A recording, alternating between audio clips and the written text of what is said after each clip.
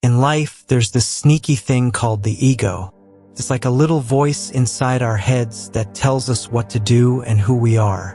It loves to make us feel important and compare ourselves to others. It thrives on getting attention and praise.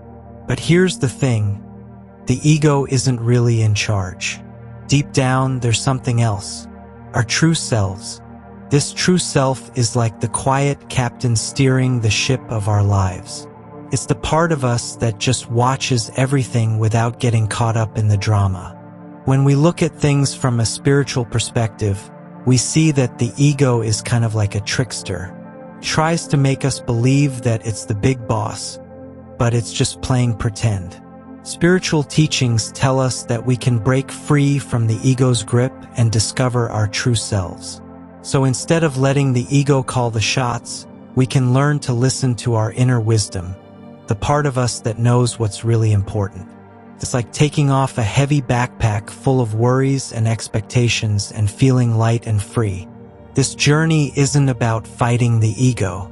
It's about letting go of the stuff that holds us back and embracing the awesome, authentic people we truly are. It's about finding peace and joy in just being ourselves, without all the ego's fuss and bother. Welcome, dear friends, to today's exploration into the fascinating realm of spirituality. Today, we're delving deep into the nature of the ego, that cunning trickster that often masquerades as the driver of our lives.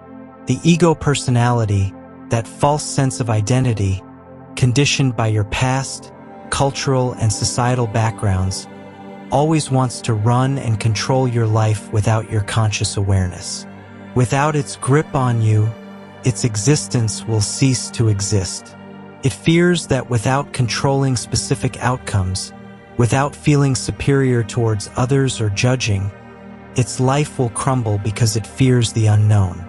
For the ego to survive, there has to be some aspect of time. Psychological time is what keeps the ego going and surviving because it feeds on time. Of course, I am not saying that the ego is bad for doing what it is doing, it's the human condition. This is because we have been conditioned to live through the ego. We are always operating from a state of unconsciousness, which is forgetfulness. That's the human condition. Picture this, you're cruising down the highway of life, and suddenly you notice someone else has taken the wheel. And that someone isn't you. It's the ego, that sneaky character that loves to play the role of the driver. But here's the truth. You are not the ego. You are something much deeper, much more profound. You are the conscious awareness behind the scenes, the silent observer of the mind's antics. The ego isn't going to help you on your spiritual journey, only to drag you further into unconscious living. The more you identify with the ego personality as your mode of existence, the more you create unnecessary suffering for yourself and others. Don't get me wrong, I am not saying you should try to get rid of the ego. Don't make that mistake. You are not going to get rid of your ego because you need it as an assistant tool for navigating this world. The only thing you can do is to transcend it fully by not identifying with it as your mode of living. In other words, stop believing that you are the personality. Now, let's unpack this concept of the ego a little further. Imagine your car as a series of life circumstances, and the ego as the baby with a fake steering wheel, and the actual you as the driver of the car. When the car turns left, it pisses the ego off because the ego wants the car to go that way instead of this way. For example, if the ego doesn't get the outcome it wants, it starts to blame others and create suffering. The ego loves to take the wheel, steering you down paths of fear, doubt, and illusion. It thrives on control, manipulation, and separation. But here's the thing. You are not the car, and you are certainly not that little me with the fake steering wheel who is pretending to be a driver. You are the spacious awareness that exists beyond the confines of the vehicle. You are the sky, and the ego is just a passing cloud. So, the next time you feel the ego trying to take control, remember, you are the one holding the map, not the one pretending to be the director of the map. It's time to reclaim your power and step into the role of the true driver, the conscious observer of your own experience. Now, let's talk about why the ego loves to play the role of the driver. The ego thrives on control because it believes that's the only way to keep you safe and secure. It fears the unknown, the unpredictable, the uncontrollable.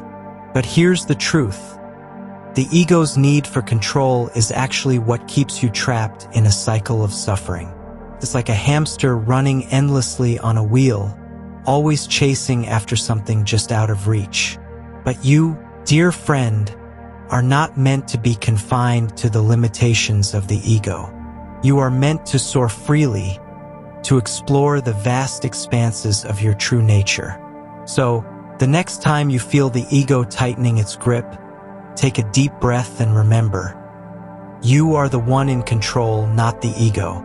It's time to let go of the illusion of control and embrace the freedom that comes from surrendering to the flow of life. As we come to the end of our journey today, I want to leave you with this final thought. You are not the ego. You are the conscious awareness that transcends the ego's limitations. So, the next time you feel the ego trying to take the wheel, remember that you are the true driver of your life. It's time to reclaim your power, embrace your true nature, and soar to new heights of consciousness. Thank you for joining me on this exploration into the nature of the ego. May you continue to walk the path of awakening with courage, clarity, and compassion.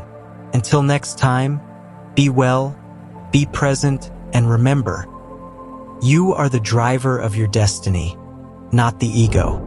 Thank you.